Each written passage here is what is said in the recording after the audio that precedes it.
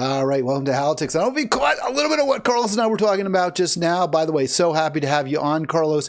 But yeah, the algorithm, because I'm whining, my audience is microscopic, Carlos. And look at those big hitters, Brianna Joy Gray and Cenk Uygur going at it. So what's that about? Why are they getting millions and I'm getting like 10? What's that about, Carlos? You got to also look, they've been doing it for what, 3, 4, 5 years consistently. Well, Cenk's like 20. I think Cenk's 25 years in the business. Okay, see. So he's got a little bit of a head start, to be fair. Remember, Jimmy Dore came from the TYT circles too. So you got people who are building up on something already.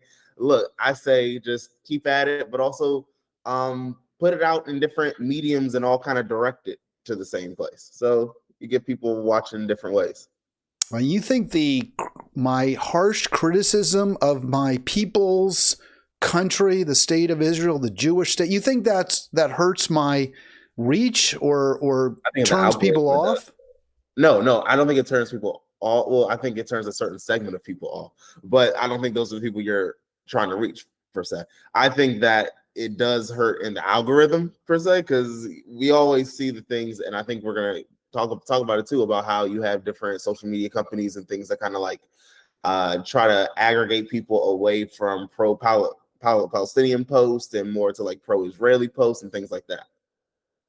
Yeah, I wonder about that. I always do. I really don't like to blame my lack of success on conspiracy theories, but I do agree. It sure seems like social media is very leery of those who are harsh critics of what Israel is doing. Oh yeah, how do you get that AIPAC money? How do you get that pro-lobbyist money out here? Got to sell out to somebody. Politicians too have to be very, very careful if they raise the ire of the American Israeli Political Action Committee. So, Carlos, let's start with this. By the way, Carlos is a Maryland. And we've got community activists. We met. He's an organizer. He was an organizer. He's moved on to bigger, better things. We can't get into that. It's kind of hush hush. It's only on this show. I mean, if you want, you can figure out what he does. And author many great pieces in Maryland Matters and elsewhere. We'll talk a lot about Maryland. And our first story, though, is kind of a follow-up to what I discussed yesterday with Arlen. I know you watched my program. You missed this one, though, Carlos, so far. And it was about social media. The New York Times, surprise, surprise, traditional media wanting to censor social media. So really? That seems, you didn't see, yeah, they had a piece out about how we have to really worry about all the misinformation on social media that promotes Donald Trump's candidacy. That's their concern.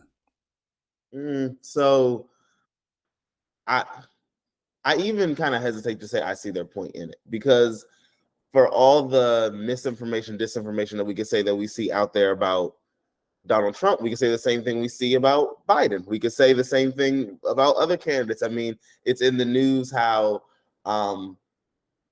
Biden's team is going to ramp up doing smear campaigns on the third party and independent candidates. So do we also target that as well? I mean, we can't just pick one or the other. And then when you look, and by no means am I a fan of Trump. I don't like this man. This man should not be even a breath away from the White House.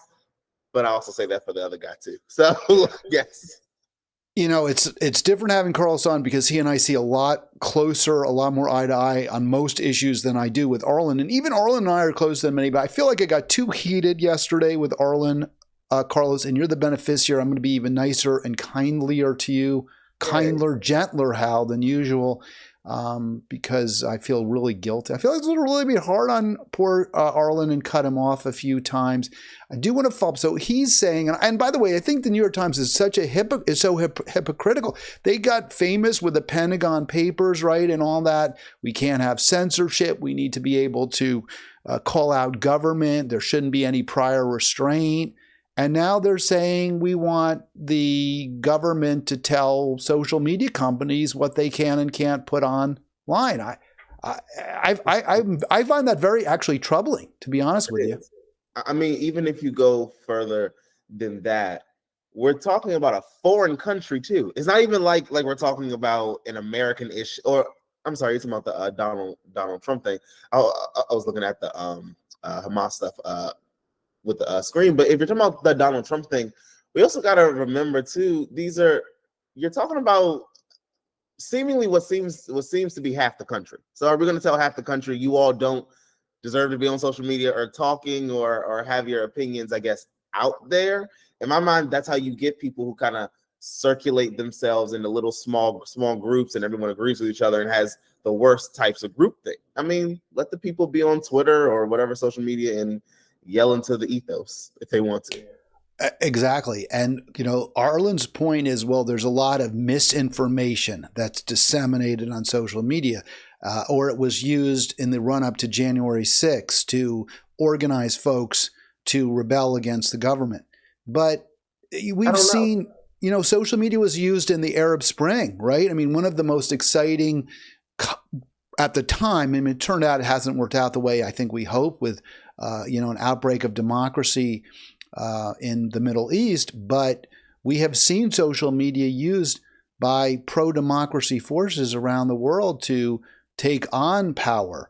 And I think what you see with the government and with big media trying to crack down on social media is they can't win people over because their policies suck, and because also corporate media is dishonest too. It's not like we should trust them. They've disseminated lots of lies and often don't come clean. I know Arlen always asks me, well, give me some examples. Well, this whole idea that Hamas weaponized rape just has not been proven. The evidence just doesn't support it, and they haven't even acknowledged that it wasn't accurate. That's just one example. So, the Nord Stream pipeline.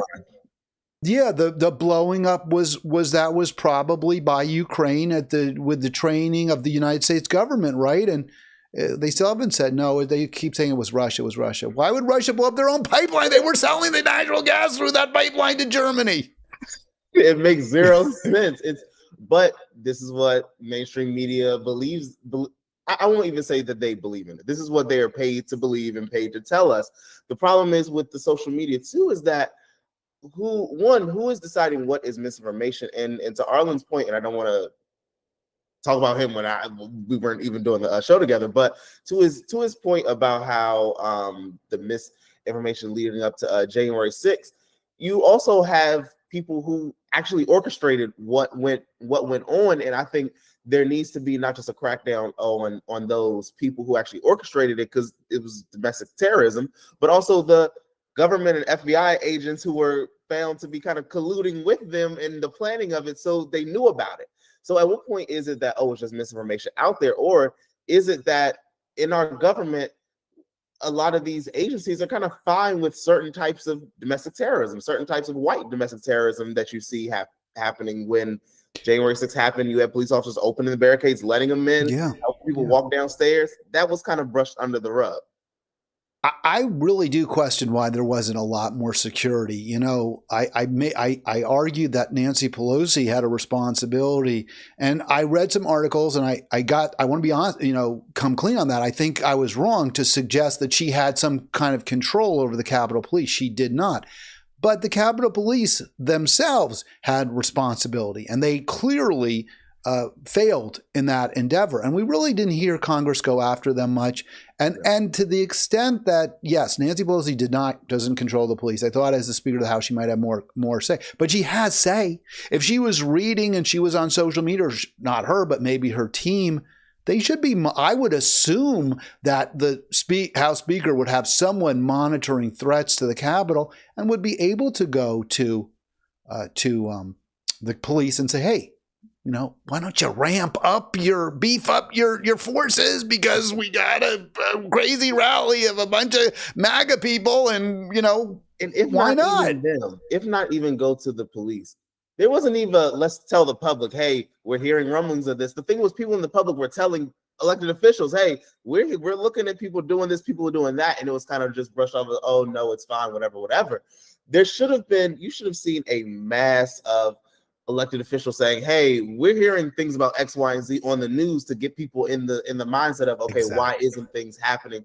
Why is this just being let go? But we saw the problem is, and you can even look to someone who's running in the 3rd district, which I definitely hope that you have some of the candidates running for Congress in Maryland on with all the different open seats. But it's one of the officers who was pinned as a hero during the January 6th riots is one of the officers. He's running for Congress in Maryland.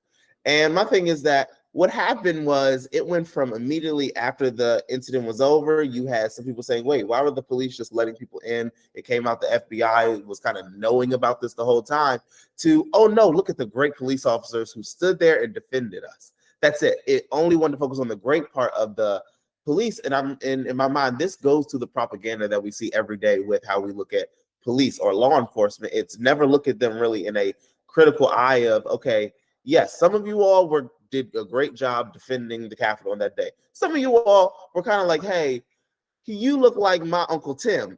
Just come on in because I don't want to arrest Tim. They were matadors. They just, waved the red flag through. Come on in, come on in. You could see that happening.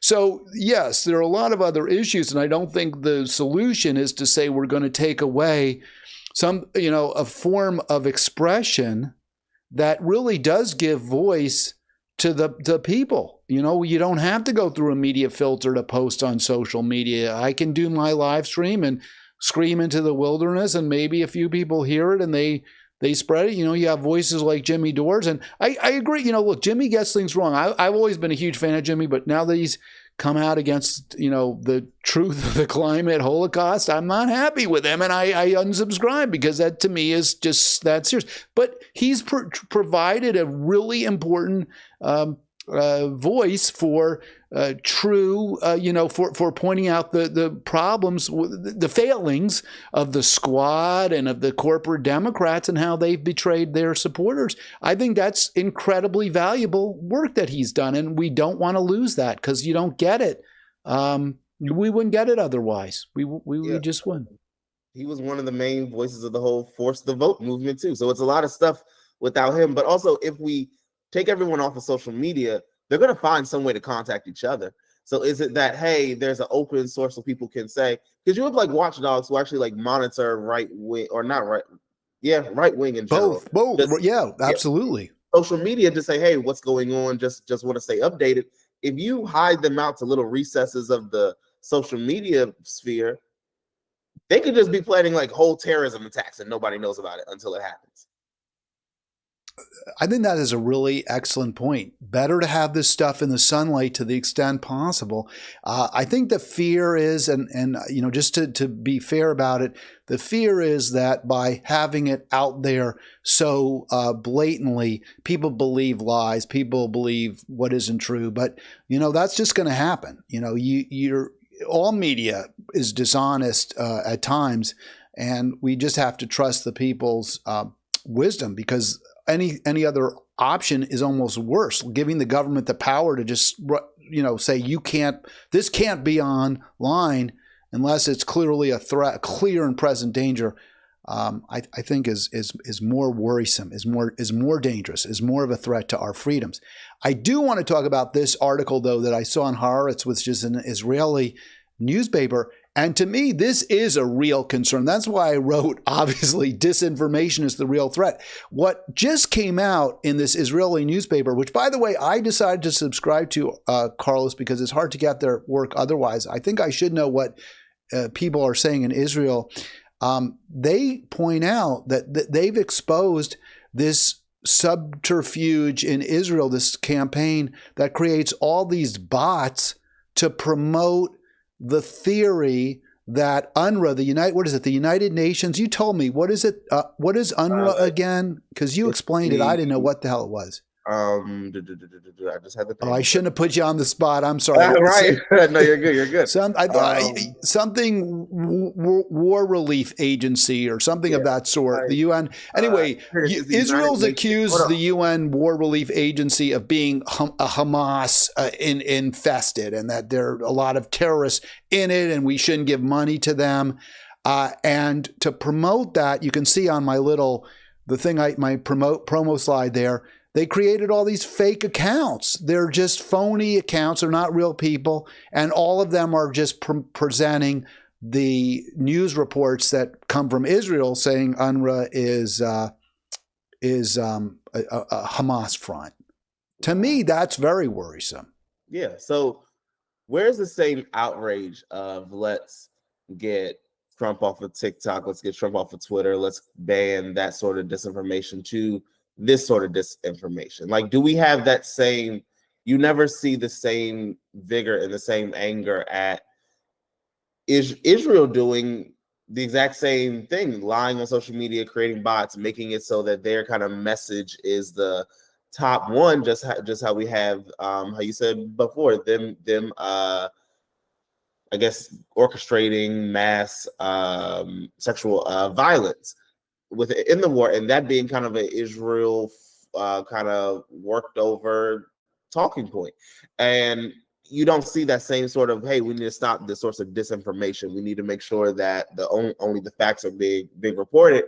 People actually start, high-level members of Congress actually start adopting those same talking points. And I found out what UNRWA stands for. It's the United Nations Relief and Works Agency for Palestine refugees in the Near East. But it stops at work. That's a mouthful. That's well, the official title is United Nations Relief and Works Agency, but I believe they only do work for Palestinian refugees. Like it's a whole organization just for that because it's so huge. Well, because there's such a need for it, because Israel has persecuted them and kept them in poverty and living in a open air concentration camp, at least in Gaza, and also stealing their land on the West Bank.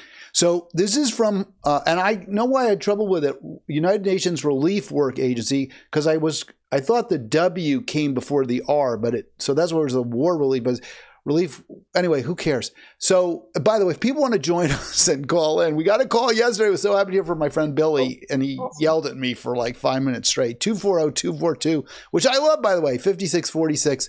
So they created these fake accounts.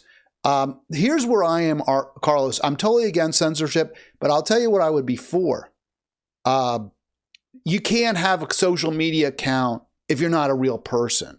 So there should be all these things like, you know how they have the like click the picture with the bicycle in it and stuff like that, and you know what's your birth date and this and that, what's 2 + 3, all these different ways to try to figure out if there's really a real person with a real email address who's typing. And if you want to sit there and create 1,000 different individual accounts, all right, go for it, but you'll also have to have 1,000 different email addresses, and you'll have to have different cell phone numbers and all that.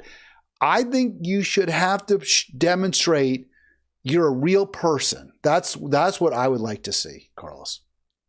I mean, it makes sense, but there are also things now too, like with AI building up, is that something that in 2 years or even in this year, you can see it where AI knows how to manipulate that stuff. They know how to answer little quick questions and put a picture where and stuff like that, where I don't really know how you do it. Like, I don't know how you stop things like bots, because you have social media, it's kind of like you open it up for these kind of things to happen, and you just have to trust people to, I guess, do better. My thing is this, I think the core of the problem is there's no way to get trusted news anymore. These big institutions, which used to be where people could go to say, hey, even if I agree with the person talking or I don't, I at least know what they're saying is actual fact of what's going on. And you don't have that. And I think one way to make that better is if you saw more mainstream news, do what you see independent news do. We're going to get people from different sides of the aisle and different viewpoints, and you're going to talk. And sometimes person who's at 3 o'clock may conflict with the person at 10 o'clock, but at least you can say, hey, we're getting all the perspectives, so you know how to disseminate some information.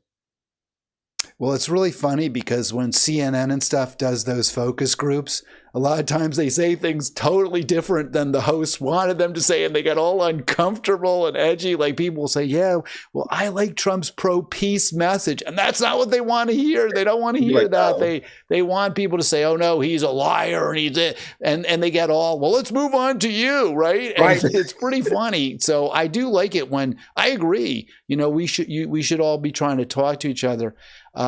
So we're going to get to Maryland Stories. Carlos Childs with us, author, community activist, friend, Hope you'll join us, 240-242-5646. I want to let folks know I will not be on next week. I'm taking a week off. I'm not going to tell you where I'm going right now. Maybe I will later. Carlos knows. Sorry, but And we also will therefore miss the week with Arlen, Mondays with Arlen, but the following Monday I should be back on. The two of us should be back on. I wanted to just stick a little bit more to the social media, and also because there's a Maryland connection. I was impressed with one of our U.S. Senators, Chris Van Hollen. I'm going to play a clip in a moment, and it addresses specifically. But this is from Haaretz newspaper, not magazine. There are two in Israel. There's Times of Israel, and there's Haaretz. And surprisingly, Carlos, I don't feel like their newspapers are any more a source of propaganda or bogus than ours. I've found a lot of areas where they've kind of exposed lies by the IDF or by Netanyahu. I'm like, wow, good for them. I'm pleased to see that. Yeah, I mean, that's the weird thing, that in Israel you have a strong dissent of what the government's doing, and people are actually like upset about it and wanting a call for change. Where in America, you do have the strong groundswell of grassroots support for the Palestinian movement and people. The problem is all the major institutions are kind of all together in saying this. We are sided with Israel. So I think in Israel, it's you actually may get better news because people are saying, no, we're not going to have this. And you do have a dissent coming from different levels. Yeah, that's a really, really good point. I think in our country, there isn't much dissent, right, against the war, against our support for Israel's, I'll say, genocidal acts. I have no problem if people say genocide. I use genocidal acts more often because genocide really evinces a true intent to wipe a people off the map. And Israel may, right? I mean, I'm not saying they don't, and there's evidence to support it, and I don't think it's inaccurate, but I feel more comfortable saying genocidal acts, but others may feel differently. Do you feel, Carlos, on this score that we're getting any leadership from anyone in Congress, and include Congresswoman Tlaib, Rashida Tlaib, but including her and besides her, are there any allies of the Palestinian people in all of Congress? I'll say that they are allies is a soft word, so I'll say allies. Yeah, you have people who are allies who will say, I support. You have people like Cori Bush, I believe, Ayanna Pressley, who during the State of the Union had like the little signs that said like ceasefire now and forever. I think like that's nice. The uncommitted vote, I support people doing that. It's nice. I think as far as like,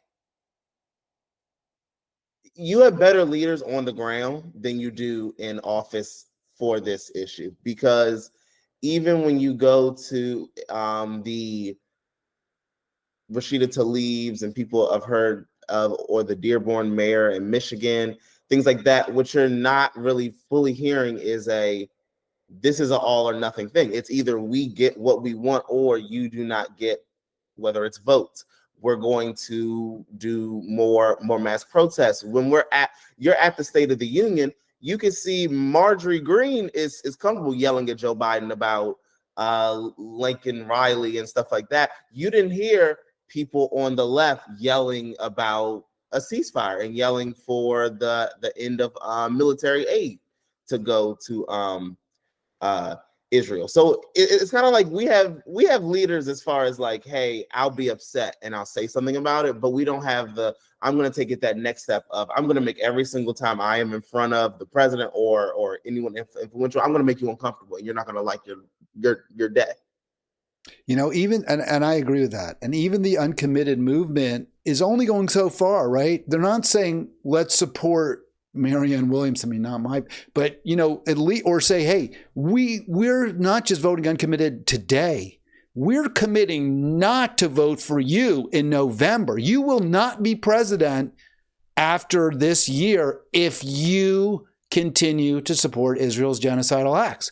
That's what I want to hear from them, because I don't think you get anywhere in politics if you don't threaten the livelihood of the candidate or politician or incumbent you're trying to move. They're not going to change as long as they're more afraid of AIPAC or they don't really care, or they're going to get, or they're corrupt, they're not going to change unless you threaten their livelihood. No, you're exactly right. And I don't, it's just, and Biden has already won the Democratic primary. It's been declared over. He won. That's it. So yes, the uncommitted is going with X number of delegates when they get up to the convention. If it's just a coronation of Biden, that can get generally, all right, we're going to have this fast motion, sweep that under the rug. Then what happens? Then what happened? In the true test to a lot of these elected officials who've been coming out strong is going to be, are you going to hold the line and say, hey, I don't care if you are Joe Biden, Cornel West, Jill Stein, Trump, whoever, we're going to hold out for people who represent our values and our morals on this issue? Or are we going to say, again, Trump is a bigger threat than Biden, so let's go ahead and side with Biden? Well, do you think that? I keep putting the slide back up because I want to talk about UNRWA, and I want to talk about this Haaretz article, which I think is great because it tells us what Israel is doing, that they've got this disinformation. It's not misinformation. It's not like people, well, and they say it's not disinformation. They say it's not pushing out disinformation. I want to get into that. But my final question, I guess, would be, are you persuaded, Carlos, by the argument that Trump is an existential threat to the point where, yes, as bad as he is, as bad as we may feel Biden is, as bad as his policy, but I don't want to make it about personalities. People always make it about personalities. Trump is this, Trump is a bad guy. Let's face it. A lot of his policies are really bad. But to me, what matters is policy more than anything else. Do you feel like Trump's policies, including perhaps he makes himself dictator, are so frightening that we just have to support Joe Biden? The thing is, I think Trump is a threat. I think he is. I will say this, for me, I do think Trump overall policy-wise is worse than Joe Biden's policies would be too. The problem is I both think both of the policies lead to a worse outcome for the people. So it's kind of like, would I rather get my leg cut off, or would I rather just 1,000 little cuts go to my leg over the course of 4 years? I don't want my leg cut. Like, I don't know what to do. Because you go to Trump. Yes, Trump put in the Supreme Court justices to make it so Roe v. Wade is removed. But also, Biden is also the same person who did stuff like the Hyde Amendment, so tax dollars can't go towards abortions. But also, he is also kind of not used. He led the charge. Look, he led the charge to put Clarence Thomas on the Supreme Court. Yeah, he ran interference for Thomas in the U.S. Senate.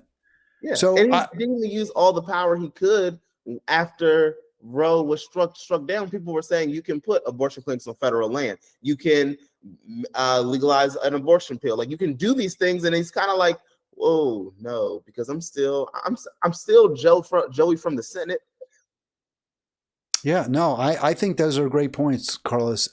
So now let's get to UNRWA, because we addressed that. So I want to start. So this is what those bots, they're not real people. And again, my view on that is I don't like censorship. I wouldn't want Facebook or Twitter or X or Instagram or what have you to say you can't amplify as an individual. If Carlos Childs, you decide that you want to tell everyone that UNRWA is part of Hamas, I don't agree. I can push back, but I don't think we should tell you can't say that.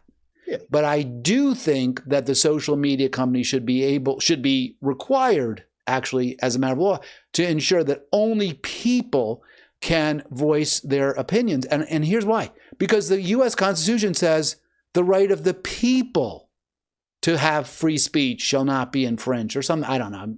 I'm paraphrasing, but you know what I'm saying? People. Yeah. It doesn't say bots. It doesn't say some corporate cutout or Israeli government operation gets to have unlimited say in our public spaces. So that's where I would limit influence. And one more point, and then you've already addressed that. But how about this? Arl and I were also talking a little bit, I think, at the end of the program, maybe off the air, about if an individual is sponsored by a corporation or what have you, like if I were getting a lot of money from, say, Gulf Oil, whatever, Texaco, Chevron, Texaco doesn't exist anymore, then I should have to put like a text, funded by Chevron in the corner of the screen or something of that nature. Okay. I mean, I think that's a good idea, but then I also look and say, how much money would trigger that? Is it just by money? Is it like, hey, maybe I'm doing like a brand deal sponsorship to where, let's say those, what are they? Those like Stanley Cups.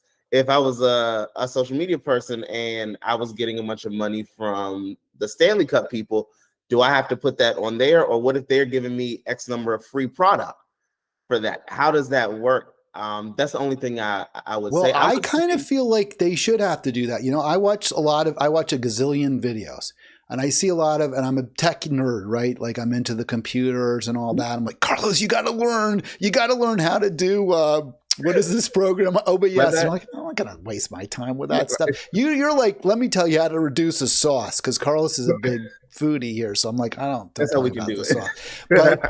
But so I watch a lot of these videos, like guys telling you about, or women telling you about different software packages. And a lot of times they tell you, I bought this computer with my own money. This was not a gift from Apple or anything like that. Or they'll also sometimes say, I did receive the PC that I'm reviewing from the manufacturer. HP sent me this laptop and asked me to review it. So I want you to know that, and then they'll say, but they don't know what I'm going to say before you do. This is being posted without any advance, review or knowledge. So I think that's good. I like that transparency. I think that's what we should have. How do we? And I think, I mean, I agree with you and Arlen. It should be some transparency of it. It should be, if you're getting paid to post something, you're getting paid to say something, you should definitely have to share that. I think the problem is the way it's set up now is that you can have streamers who say, oh, I didn't get this computer from Apple. We don't really know. And they're lying, right? Oh, yeah, I know. Really I did, know. but they could be lying. It just sounds good to me. So it's like, I think there needs to be a way, but my thing is this too. I think like I'm more on the side as time goes on of maybe these social media companies should be public utilities rather than private companies, because at what point do we also say we can't dictate a private company do all these little things just because it'll make us the public happy? Should it be, you know what, this is too big for private interest to run it. We need it to be for the actual people. And then we just make these into laws. But I don't know which. Well, I would certainly love to have a government-owned social media company. I don't think it needs to be exclusive. Like, I don't know that I would want them to take over Facebook necessarily. I think I'd like to see the antitrust division break Facebook up, because I think Facebook also owns Instagram. Break up Facebook and Instagram. Break up Google and YouTube, right? You don't get all these, don't have cradle to grave like the vertical and horizontal integration. But, I think they've done it. I mean, Facebook's really cool, right? I mean, it is kind of amazing that we can communicate with each other the way we can on it or on X or what have you. So I'm okay with private industry generally, as long as they're regulated, but not censored, but regulated. But yeah, I love the public space that's really public, not privately owned also. Don't forget, call us 240-242-5646. Don't forget to click subscribe. I'm going to give you that subscribe button. I'm very proud of it. A lot of times I get it in the wrong space, but I think there it is right in the middle. Carlos can see all this too. At first he was like, I don't see anything, Hal. I'm like, I got to push this one button. I got to push. So this is what the UNRWA is doing in Israel, what Israel's doing with UNRWA. They're saying they've got these bots and they're all pushing out stories. And this is what Haaretz says. It's not disinformation. Now, I was trying to figure out what they mean by that. What they mean by that is the bot, the IDF, or the Israeli government agency or whatever that's behind this, didn't create the story about UNRWA. That did come from the Israeli government, but it's not being pushed out by those people. They didn't create the story. They're just amplifying it. So anytime there's a news story that comes out, generally news releases by the Israeli government or by Israeli organizations that say UNRWA is corrupt, UNRWA is part of Hamas, these bots will share that information. That's what they mean. It's not disinformation. But it's not true. So I think it is disinformation, Carlos, because it's BS. It's a load of crap. And let me see if we can get this. So just a couple of quick slides here.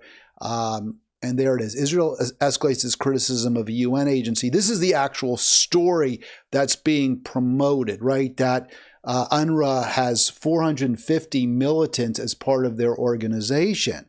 And that's, well, is it disinformation? Let's get into whether it's disinformation right now.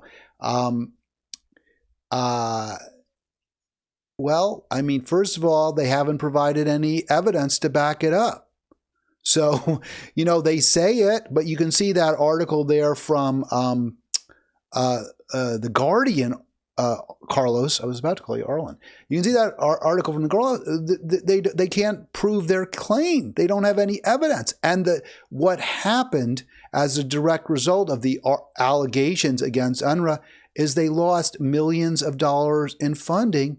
And that funding, as you said, as you pointed out, it's there to save the lives of starving Gazans, starving because of Israel, as a matter of fact. So yeah. I think it is disinformation. I don't know what else to call it.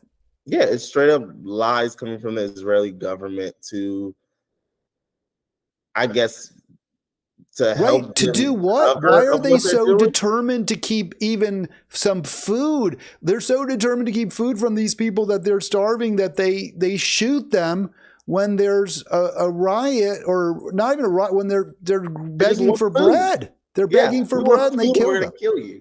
And my thing is too that, and it's sad to say this, Israel really doesn't even have to make up these lies. They could just do what they want to do, and you still have the same people supporting them, no matter what it is. So it's even worse that they're using this to say, hey, let's make up worse and worse lies to just try to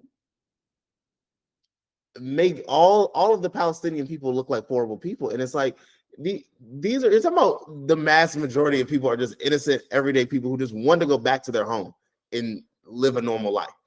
The fact that you have a country, a Zionist country, who's really just stopping it and now they're making up lies. Like it's at what point do we start calling the treatment of them to also be anti-Semitic as well? Well, you can't even criticize them or else you're called anti-Semitic, which is also wholly absurd.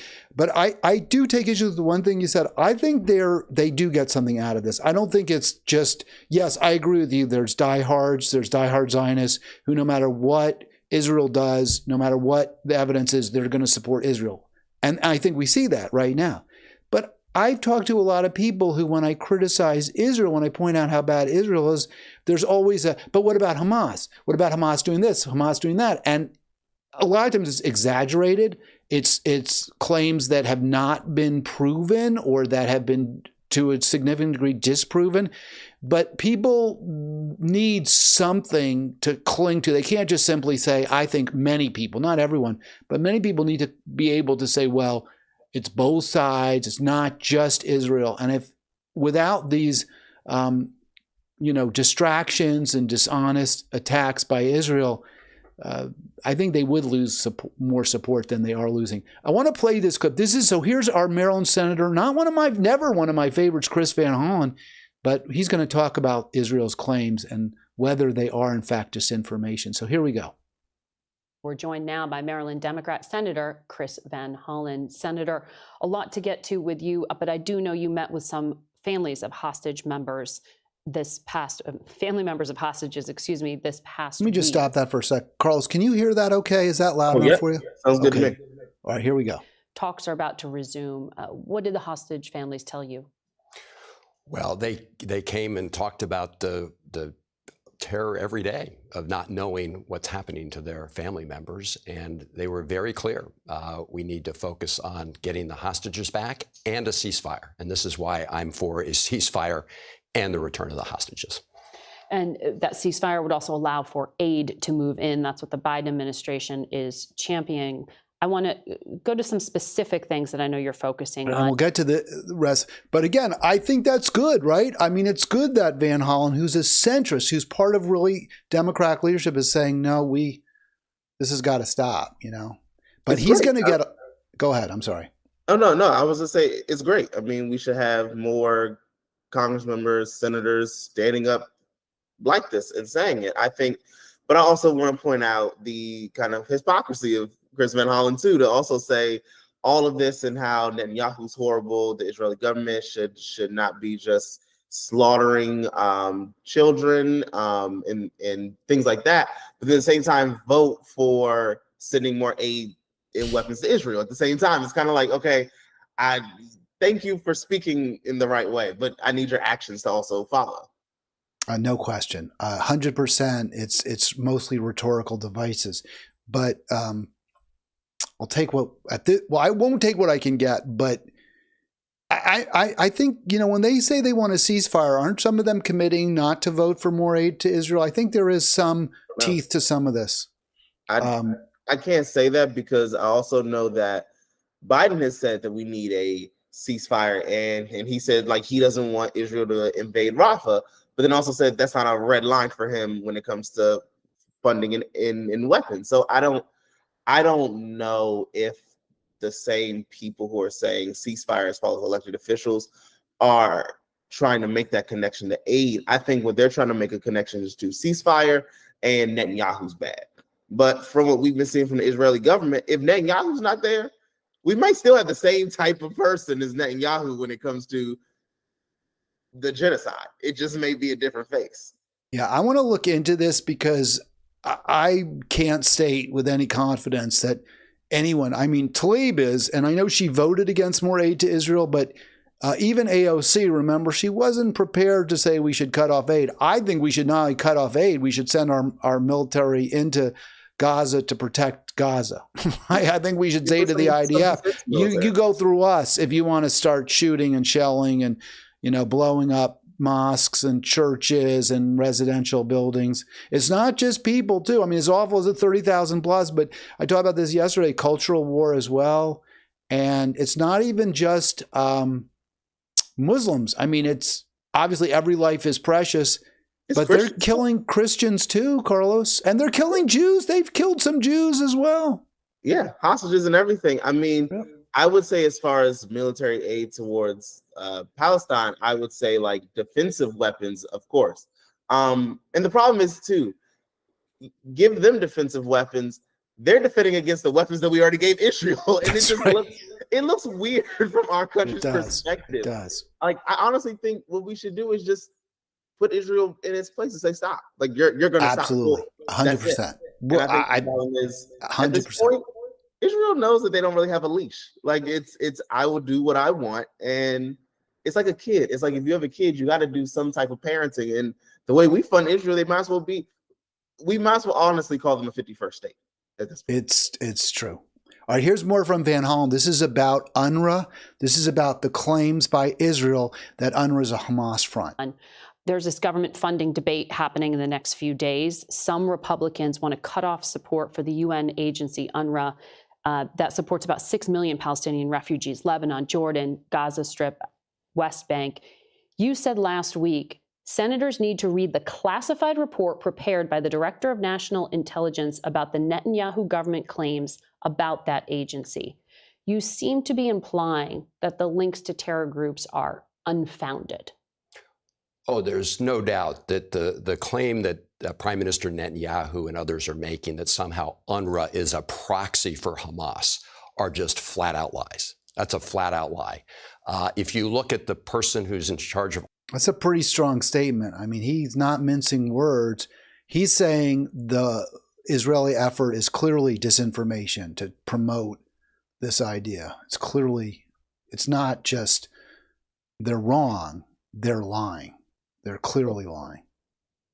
And I'm glad he corrected her too when she said, "You're implying that it's false." No, it is. It is. It is. That's right. That was good. It was good. It's, every now and then I like Chris Van Hollen. Most of the time I don't, and he's wishy-washy. He's very weak as water. But here, at least the rhetoric is what it should be. Operations on the ground in Gaza for UNRWA. It's about a 20-year U.S. Army veteran. Mm-hmm. You can be sure he is not in cahoots with Hamas. Netanyahu has wanted to get rid of UNRWA since at least 2017. That's been his goal, not just in Gaza, but also in the other places you talked about. And if you get rid of UNRWA in Gaza today, it is the primary distribution system for food and aid. So if you cut off funding for UNRWA in Gaza entirely, it means more people will starve, more people won't get the medical assistance they need. And so it would be a huge mistake to cut them off. Can you explain why you believe that the Prime Minister is trying to dismantle UNRWA, which is the agency that has 13,000 people distributing aid? No one else has that kind of infrastructure in Gaza. Well, that's exactly right. And there have been allegations made by the Netanyahu government that up to 14 of those 13,000 people were involved in the horrific October 7th attacks. We should investigate it. We should hold all those people accountable. But for goodness sakes, let's not hold 2 million innocent Palestinian civilians who are dying of starvation. Let's not hold them essentially accountable for the bad acts of 14 people. If there were any, and again, I want to just point out here, Carlos, that that's where, and I missed him saying that the first time I watched this, there's no evidence of that. Israel said it, but they provided zero evidence. And so I don't believe it. I don't believe anything that's not documented if it comes from Israel, because they lie all the time.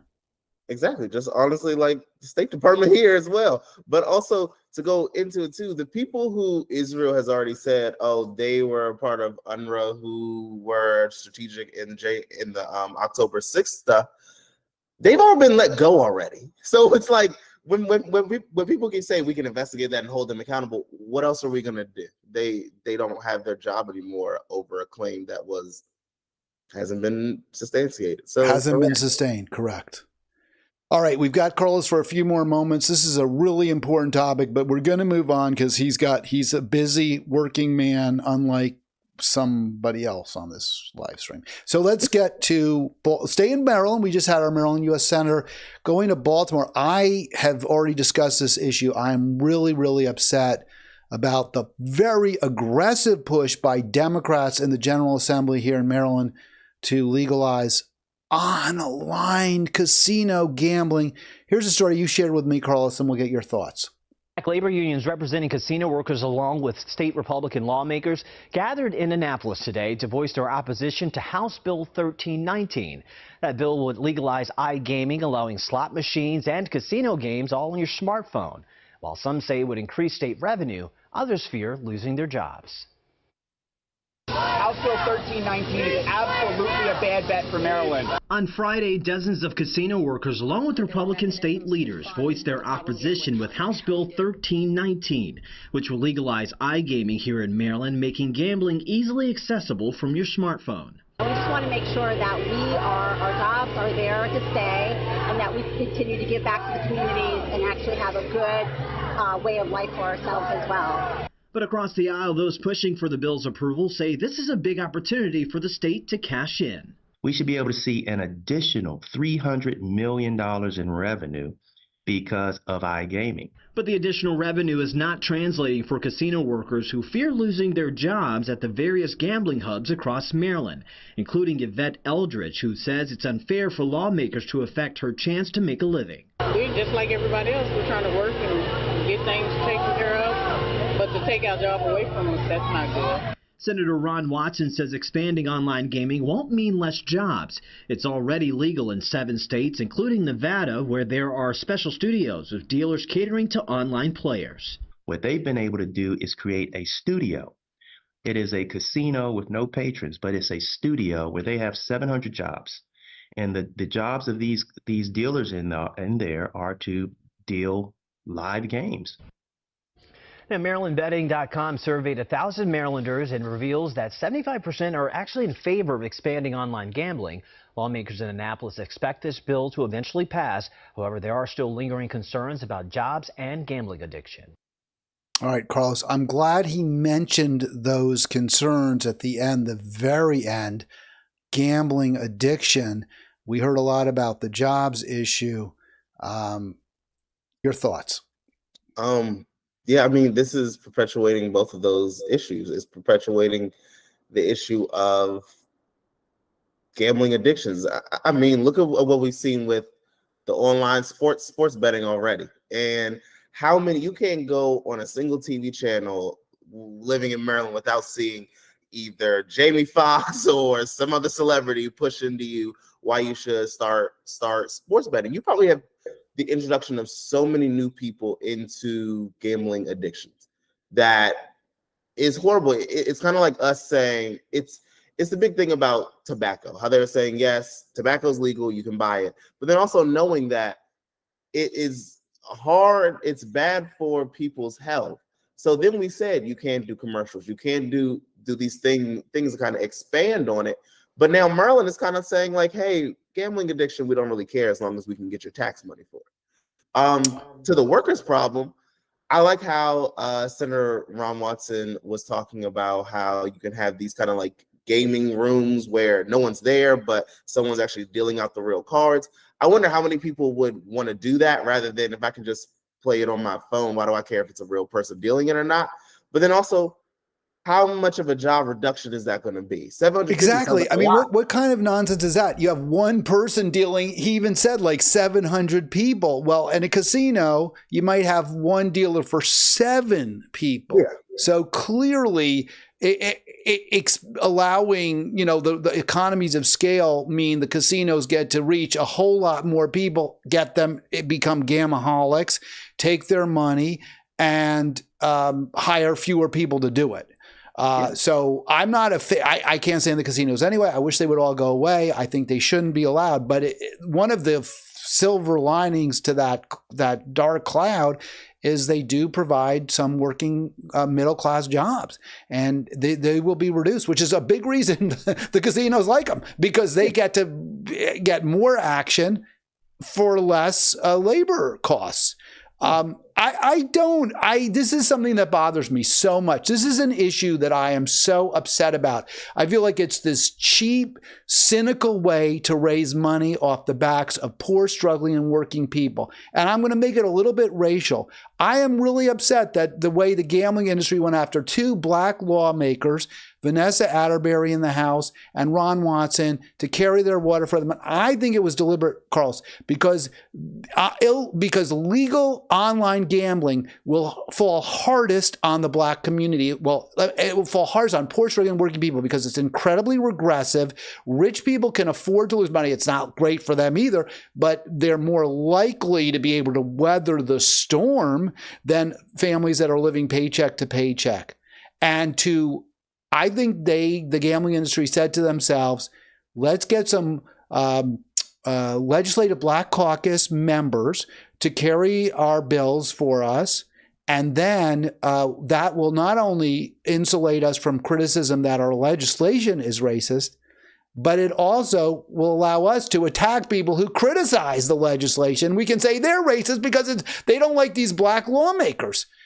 No, you're actually right. Your response. Tell me I'm wrong because you don't like the identity politics as much, or I hate the identity politics. Sometimes you don't. So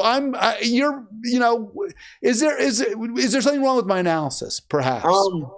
I will say off the jump, no. I actually just looked it up from the Maryland Center of Excellence on problem gaming, and this is a release that they did back in 2023, and I'll send it to you in the chat. It's saying the lifetime proportions of problems and probable pathology gaming were 3.1% and 5.5% respectively, but as with the other surveys, males, Black, and African American, and people with low educational attainment had a higher likelihood of gambling disorders. Because you're right, the more that you are without having your basic needs met, the lower you are on the economic hierarchy. You are more susceptible to things like this, and you also see those kind of things pushed on more. Things that can get you addicted, for some reason, are pushed on people with a lower economic class, but also more probably Black, brown people. I think when people are depressed, when they don't look, it's like a lifeline, right? But it's a fake lifeline. Yeah, you're throwing a rope. You're treading water because you're living paycheck. And I'm not just talking about people of color. please hear me out. I'm talking just as much about white folks who are struggling, who are living in communities like East Palestine where they're polluted, and they're not living in areas where they have a lot of recreational opportunities. They can't afford maybe to go to the whatever. They don't have as many options. And they think, oh my gosh, this lifeline, look at all that glitz, the casino. And they're throwing a rope, they're treading water, and they grab the rope, and the rope's got nothing on it, nothing attached to it. So I think that's, to me, it's so disappointing and disheartening. And the fact that 75% of us in this state apparently support it it's just off. I start to lose hope in humanity, Carlos. I really, having you on makes me feel better. But in general, I just like, what? You know, these two are selling their own people down the river, and we get this all. It's not just, I mean, Jews do that to each other. People do it. People sell out their own because I have a better trust with my own. So who's a better salesperson to sell out my own than someone in your own? But to your point too, I mean, I think gambling is not seen as the same type of addiction that we see alcohol, cigarettes, and things like that, to where people see casinos and gambling as entertainment as well. They see it as, hey, I'm going out to have fun. And I would say I don't want to say the mass majority of people who gamble don't have addictions, because I don't probably know. And we don't know who the main ones keeping these things open are.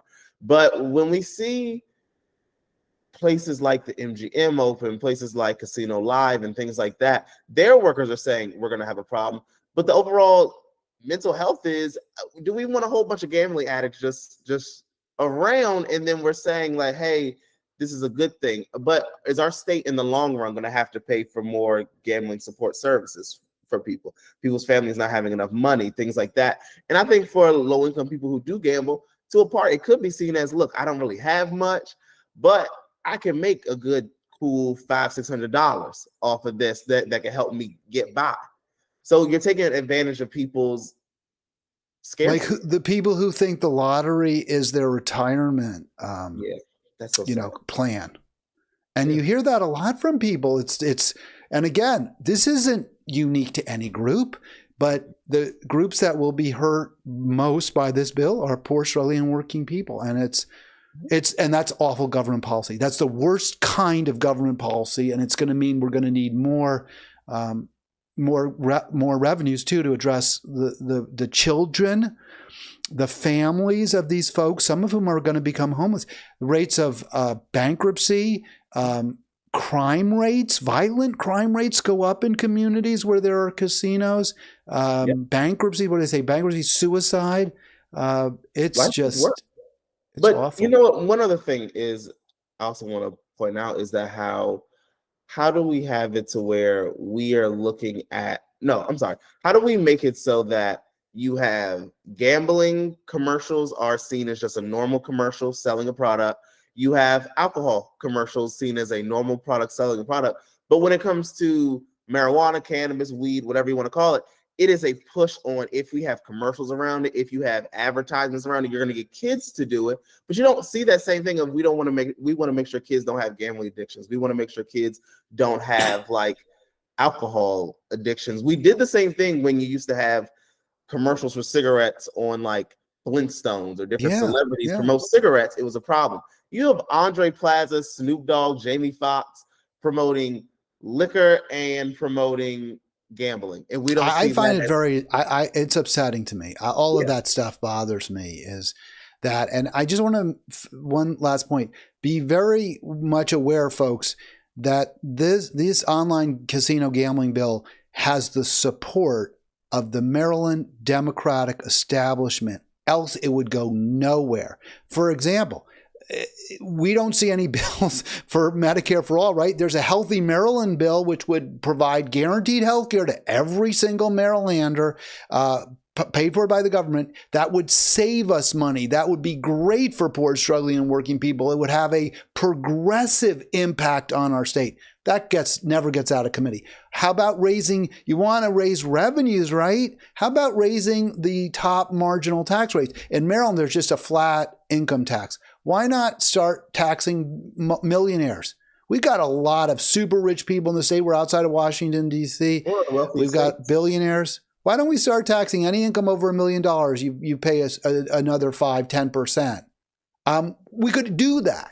There's a Democratic supermajority. There's a Democratic governor who also happens to be very, very rich. And he probably doesn't want to see his taxes go up, I'm going to guess, Carlos. Of course. Oh, no. Not the good tax. Not the good money makers do not want to see that. But the one thing that I will say is that article in Maryland Matters did say that Senate leadership, Senate President Bill Ferguson, also the Senate Budget and Taxation Chair, Guy Gazzone out of Howard, both are Democrats, have said that their chamber is not ready to move the state into casino-style gaming, accessible on computers, phones, and other devices. So I think this is more of a House Democrat side than a Senate Democrat side. Ron Watson may be like a anomaly in this for saying, "Hey, I'm still in the House part." That's great news. I'm good. really glad to hear that, Carlos, because I was not aware of that. Yep. But the Atterbury bill did cross over, so it is going to be considered by the Senate. I don't know whether. I don't think Ferguson can stop a vote now, but if he rallies support against it, or if he rallies the opponents, I guess he could stop it. We'll see if that happens. That is great news. I'm glad to hear that. I think that's good. And then, we really don't. It's after 1. I'm going to ask you: do you have to go, or do you have time to talk a little bit about our? All right, so let's get to our final story then. And again, when Carlos is on, I do like to talk about Maryland. So you see those two, I have to say they both look pretty good in that image there. There's Trone on the left as you look at the screen. David Trone, U.S. Congress member from Western Maryland, one of the richest members of Congress, representing a very poor part of our state. And the woman on your right, as you look at the screen, Angela Alsobrooks, is she still the county executive there in Prince George's County? So, yeah. I think she is, right? Yes, so let's hear from both of them. Both of them, we were talking just real quick, I would say perceived accurately as real centrist, right? These are not firebrands, flamethrowers, nothing. It's hard to see the differences between them. But let's get to the clip here. This year, Maryland voters will elect a new U.S. Senator to replace retiring Ben Cardin. And our Larry Miller just got his hands on new polling data that gives current insight to the race. The recent poll, commissioned by David Trone and performed by Hickman Analytics, shows the congressman with an 11-point lead over Prince George's County. So let me just say real quick, Carlos, what a surprise. The poll commissioned by Trone shows a lead for Trone. And I don't think the media should report this stuff like uncritically. It's clear that there's a huge bias. If you get money from somebody, you're going to give them the result they want. But I did look at some other polling that was by Emerson. Trone does seem to have a lead. I mean, that is true, apparently. But that's a margin or kind of closer? He had like an 8-point margin in that lead. I think in this it's 11, right? In the Emerson. So it wasn't a huge difference. The one takeaway I got from the Emerson poll is that Trone is basically tied with Hogan, because the opponent is going to be our former governor, who is popular, Larry Hogan, and whose policies aren't all in every area that different from these two. It's going to be a tough race for whoever wins. And apparently Trone is more competitive against Hogan than Alsobrooks, for whatever that's worth. So we'll play a little bit more, and then I really just want your analysis and whether you support either of these CEO two Angela people. Alsobrooks. That's among all likely primary voters, and also gives Trone a 58% favorable rating among likely primary voters. Trone's campaign is self-funded, and he has infused millions of dollars to secure that Democratic nomination. We spoke with Dr. Roger Hartley, Dean of College of Public Affairs at the University of Baltimore. One of the first things that I said about this race that was going to be very important for both candidates is that they're very well known in Montgomery County, Prince George's County, down around the D.C. area, but they're going to have to introduce themselves to other parts of the state. Both are very experienced Democrats with records to run on, but whoever could get out to the rest of the state well and fast is going to be in a better position. And this is clearly David Trone. And we are still months away from the primary election, so, a lot can really change between now and then. But the primary election for both Democrats and Republicans takes place May 14th. We have posted reaction from both campaigns in the web article for this story on WUSA9.com. All right, so just kind of a background piece, Carlos, not too much specificity there, but they do say what my understanding is also, which is Trone jumping out first. He has gotten some high-profile endorsements, including from the Maryland State Education Association, the teachers. That's always big here, a lot of teachers, and they have a lot of influence. You said the Fraternal Order of Police have also endorsed Trone. Yep, the Maryland Fraternal Order of Police. So where do you have you made a decision whether you're even going to vote in this, and if you do, for whom? I'll probably vote. I have zero idea too. I'm still depressed that whenever it looked like a progressive person was getting in the race, that it was quickly like, what are you doing here?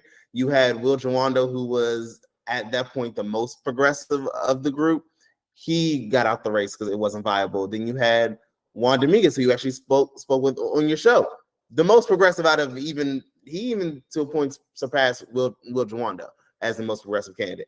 He dropped out and went to a Congress race because it's just not viable. And I think my issue is that we're left with two centrist people. One who of ALSOBROOKS, who is I believe comfortable framing herself as a centrist candidate. Trone is trying to model himself more in the progressive camp, because I think, this is my personal thought. I think you see more of that from him because he knows if ALSOBROOKS has the establishment lane, that also gets you the centrist lane as well. So he needs to make another lane for himself other than just I'm just a rich guy who owns Total Wine, which I'm also like, it's hard for me to vote for a millionaire who knows that you can self-fund your campaign. But then also, if he wasn't able to self-fund his campaign, this would be just ALSOBROOKS running by herself. So, well, I mean, the thing about self-funding, I'm with you. I don't like super rich people, and I want you to be able to, or to have to get support from small dollar donations. But the problem is that a lot of times these candidates get money, the ones who need money get it from billionaires or multimillionaires, and then they're bought and paid for by those multimillionaires. Trone himself being very wealthy, I guess he's bought and paid for himself, which means he's, what Total Wine wants, what's good for Total Wine and more is what you're going to get. And that's not good either. And, he claims to be a progressive. He does have these union endorsements, but to me, it's a little hollow, or it's very hollow if you're not supporting Medicare for all, which he doesn't. I have a problem with that. He's made a big fuss over how he's against the fentanyl, the opioid addiction is a big deal for him. Well, okay, it's a problem, but also he sells another drug, right? He made his money selling another drug, which is devastating communities. He's alcohol. So I don't, how great is he? I might vote for him because what I've heard from teachers is that he really has been listening to them. But my inclination, and I don't like ALSOBROOKS. She was so pro-developers. I understand it, very much a pro-developer county executive. She was pro the MGM Grand when they opened down there in her county, Fort Washington, the city, so in Prince George's. So and I understand why, there's tax money she got. There were some jobs, so all right. But it's, we've already been through how bad casino gambling is more generally. I think Trone's kind of pro-gambling too. It's not like he's some opponent of it. I may sit home. I'm convincing myself to not vote for either one. Yeah, to me, and I really, and you know how much I don't like all the hype around. I won't say that. I believe that identity politics are a good thing. I believe that they are necessary in the political grand scheme of building coalitions. I don't like when we're left with two candidates and the only difference to them is probably what they look like and identity. Because in my mind, it's between a Black woman who's very centrist and a white man who's very wealthy and centrist.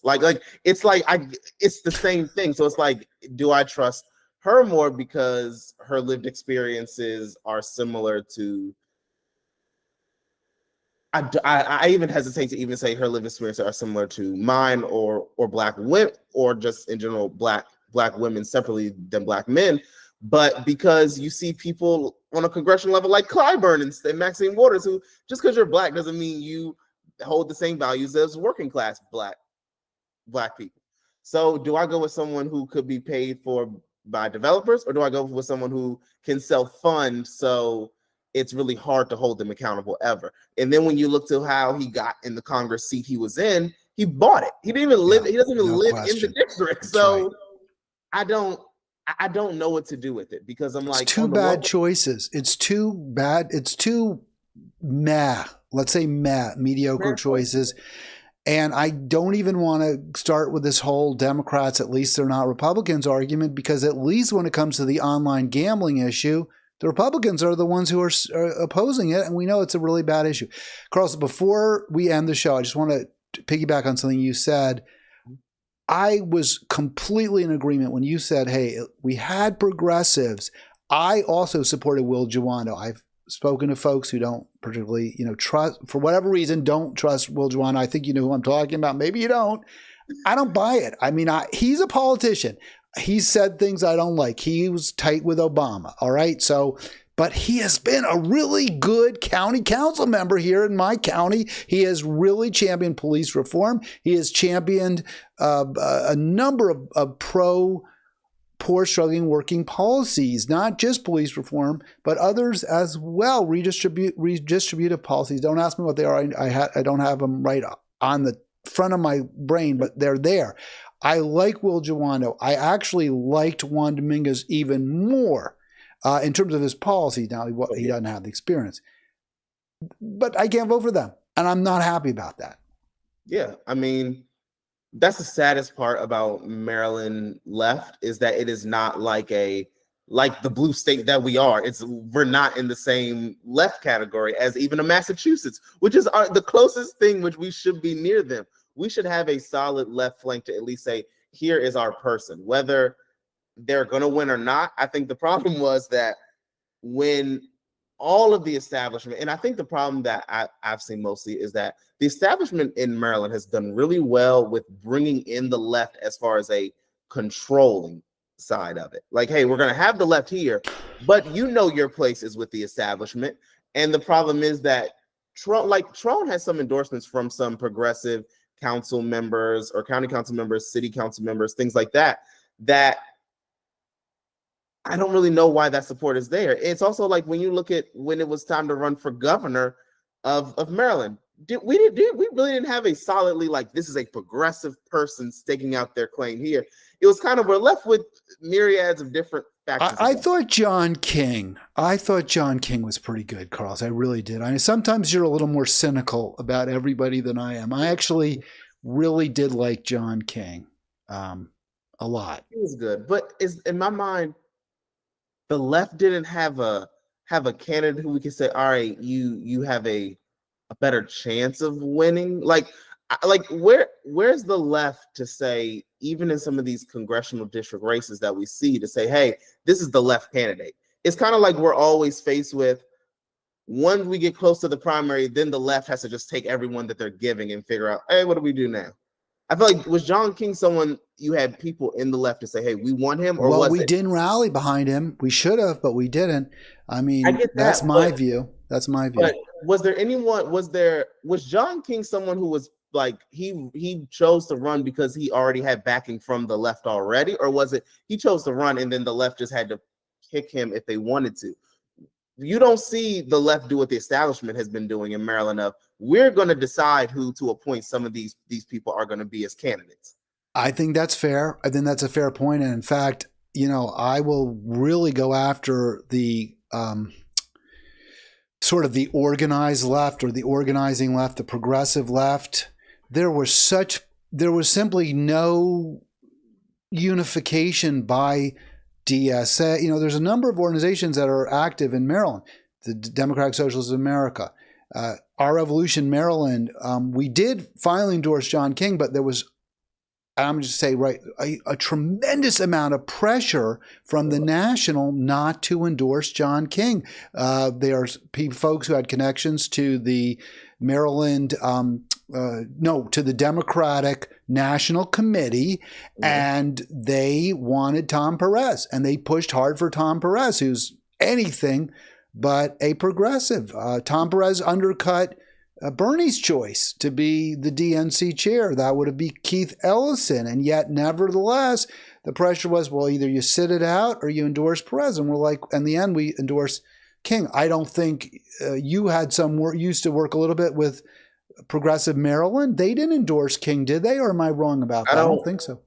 I don't know. I know that there were some people within the organization who had connections to Peter Franchot as well. So I don't know if they endorsed anyone. I don't know if they endorsed in Democratic primaries. I'm not sure how that works, but I'm pretty certain Progressive Maryland didn't endorse King. Maybe DSA did. I'm not sure about that. In any event, there was no joining, a unification behind.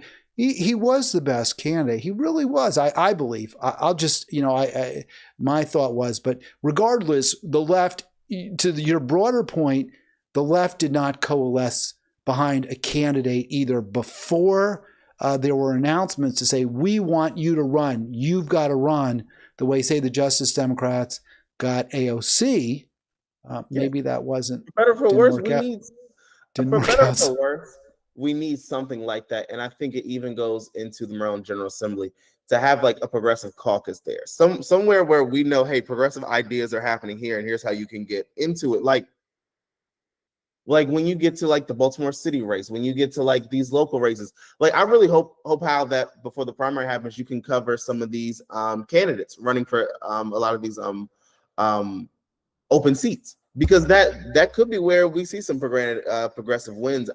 I know that Bernie Sanders endorsed somebody running in one of the congressional, I think it's Congressional District 3. Even when we do support candidates too, Carlos, they often disappoint us. I mean, I mentioned AOC. Also, I think the mayor of Baltimore has been a real disappointment. I know Our Revolution Maryland supported him, but he's been pretty much a pro-business as usual mayor. And I don't have the specifics, but there were a couple of issues where I felt that he really wasn't what we were hoping for. And now I'm sorry, his name escapes me. Brandon Scott, is it? Brandon Scott, yeah. Scott. Well, yeah. I mean, that's a race that I hope you can cover as well, because that's you have Sheila Dixon coming back running for it again. So you got a lot of different people. I do think I agree with you. Candidates a lot of times when they get in office are very disappointing. They get in office because I don't think that the same mechanisms to hold them accountable is the same that the wealthier establishment has. They have the constant communication of, you must listen to us. I think the problem on the left is that either when they get there, we stop telling them you have to listen to us, or when they get in there, they feel like, I don't need to listen to you. So it needs to be a corrective that. But I don't think that we should totally give up on the fight to get good candidates in there as well. I think we need, as the left, to be open to, we may get you in there. It could be 2 terms from now, we get you out of there.